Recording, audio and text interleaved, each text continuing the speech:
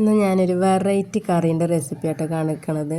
നല്ല മുതിര കറി. കുട്ടികൾക്കൊന്നും കഴിക്കാൻ ഇഷ്ടമില്ലാത്തൊരു സാധനമാണ് ഈ മുതിര അല്ലേ. പക്ഷേ ഇങ്ങനെ ഒന്ന് റെഡിയാക്കി നിങ്ങൾക്ക് കൊടുക്കണം കേട്ടോ. നല്ല ടേസ്റ്റാണ്, കുട്ടികൾ കഴിക്കും ഉറപ്പാണ്. നമ്മളെ ചപ്പാത്തിൻ്റെയും പൂരിൻ്റെയും പത്തിരിൻ്റെ ഒക്കെ കൂടെ കഴിക്കാൻ പറ്റിയ നല്ലൊരു കറിയാണ് കേട്ടോ. ചിക്കനിലേറൊക്കെ നല്ല നമുക്ക് ടേസ്റ്റ് കിട്ടുന്ന ഒരു കറിയാണ്. ഇതുപോലെ ഒന്ന് ചെയ്ത് നോക്കുകൊണ്ടു.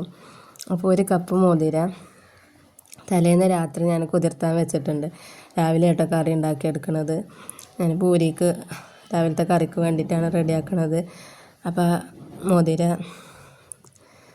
കുക്കറിലിട്ടിട്ടുണ്ട്. അതിലേക്ക് ആവശ്യമായ ഉപ്പും വെള്ളവും ചേർത്ത് അടുപ്പത്ത് വേവിക്കാൻ വെച്ചിട്ടുണ്ട് കേട്ടോ. ഇനി അത് റെഡിയായി വരുമ്പോൾ നമുക്കതിലേക്ക് ആവശ്യമുള്ള ഗ്രേവി റെഡിയാക്കി എടുക്കാം. ഒരു മീഡിയം സൈസുള്ള തക്കാളി, ഒരു മീഡിയം സൈസുള്ള സവാള, അതുപോലെ പച്ചമുളക്, ജിഞ്ചർ ഗാർലിക് പേസ്റ്റ്, ഇതാണ് കേട്ടോ ഞാൻ എടുത്തിട്ടുള്ളത്. ഇനി അത് നമുക്കൊന്ന് എല്ലാതൊന്ന് വഴറ്റിയെടുക്കാം.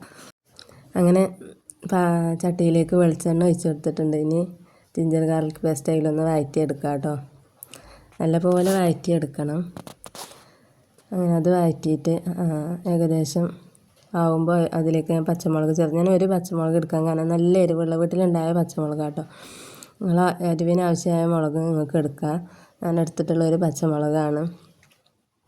ഇനി അതിലേക്ക് നമുക്ക് സവാള ചേർക്കാം. നല്ല നൈസായി അരിഞ്ഞ സവാളയാണ്. ഇനി അത് നല്ലപോലെ ഒന്ന് എണ്ണയിൽ വഴറ്റിയെടുക്കണം.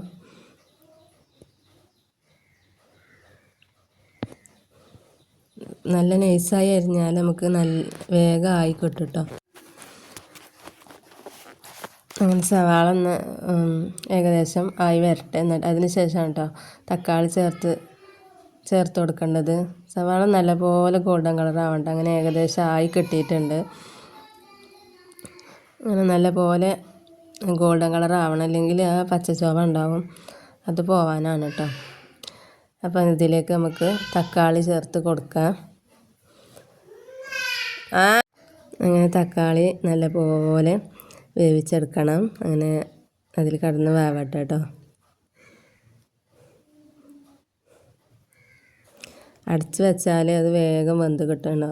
തുറന്ന് നോക്കുമ്പോൾ നല്ലപോലെ വെന്തിട്ടുണ്ട് തക്കാളി. അങ്ങനെ നല്ലപോലെ വെന്ത് കിട്ടണം കേട്ടോ. നമ്മൾ ധൃതി കാട്ടിയിട്ട് കാര്യമില്ല. കറി ടേസ്റ്റ് ഉണ്ടാവണമെങ്കിൽ അങ്ങനെയൊക്കെ ചെയ്യണം.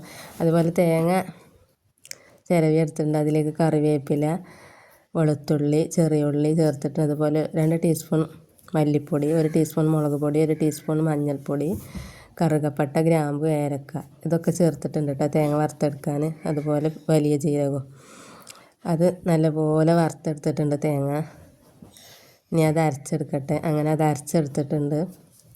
നല്ല പേസ്റ്റ് രൂപത്തിൽ അരച്ചെടുക്കുക. അതിന് നമ്മൾ കുറച്ച് മുതിര വെന്തത് ഞാൻ തേങ്ങ അരച്ചപ്പോൾ അതിലേക്ക് ചേർത്തിരുന്നു കേട്ടോ. കറിക്ക് നല്ല ഒരു പേസ്റ്റ് രൂപത്തിൽ കിട്ടാനാണ്. നല്ല ഗ്രേവി ഉണ്ടാവും. അപ്പോൾ കറിക്ക് നല്ല കുറുകലുണ്ടാവും. അപ്പോൾ കറി അടിപൊളിയാണ് കേട്ടോ. ഒന്ന് ട്രൈ ചെയ്ത് നോക്കണം. പിന്നെ ഇഷ്ടമായാൽ ലൈക്ക് ചെയ്യുക, ഷെയർ ചെയ്യുക, പിന്നെ സബ്സ്ക്രൈബ് ചെയ്ത് സപ്പോർട്ട് ചെയ്യണം കേട്ടോ. പിന്നെ അടിപൊളി വീഡിയോ ആയിട്ട് വീണ്ടും വരുന്നതാണ്. കാണാൻ മറക്കരുത്. പിന്നെ സബ്സ്ക്രൈബ് ചെയ്യാൻ മറക്കരുത് കേട്ടോ. ആരും സബ്സ്ക്രൈബ് ചെയ്യാതെ കാണുന്നുണ്ടെങ്കിൽ ഒന്ന് സബ്സ്ക്രൈബ് ചെയ്ത് സപ്പോർട്ട് ചെയ്യണം. അടിപൊളി ടേസ്റ്റാണ് കേട്ടോ. നമ്മൾ പൂരിൻ്റെ കൂടെയും പത്തിരിൻ്റെ കൂടെ ഒക്കെ നമുക്ക് ചിക്കന് ഒന്നും വേണമെന്നൊന്നുമില്ല. അങ്ങനത്തെ കറിയൊക്കെ ഉണ്ടെങ്കിൽ തന്നെ അല്ല, കുട്ടികൾ ഇഷ്ടത്തോടെ കഴിക്കും.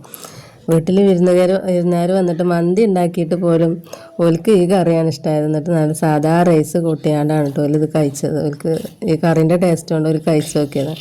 അങ്ങനെ സപ്പോർട്ട് ചെയ്യണം.